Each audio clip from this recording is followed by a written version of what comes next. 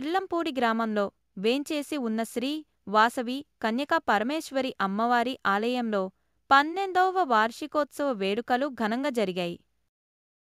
ఈ వార్షికోత్సవ వేడుకలను ఎంతో ప్రతిష్టాత్మకంగా నిర్వహించేందుకు ఆలయ అభివృద్ధి కమిటీ సభ్యులు ప్రత్యేక ఏర్పాట్లను చేశారు.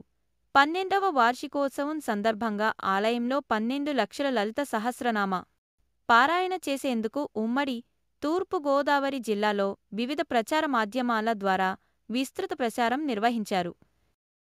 దీంతో 3 జిల్లాల నలుమూలల నుండి మహిళలు, భక్త బృందాలు భారీ సంఖ్యలో ఉదయం కిర్లంపూడి వాసవి మాత ఆలయానికి చేరుకున్నారు.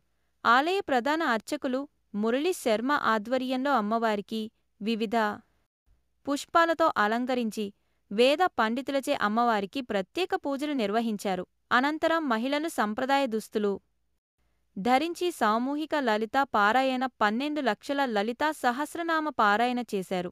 అనంతరం అమ్మవారిని దర్శించుకుని తీర్థ ప్రసాదాలు స్వీకరించారు. ఆలయ కమిటీ వారు ఏర్పాటు చేసిన అన్న సమారాధన కార్యక్రమంలో పాల్గొని విందు స్వీకరించారు.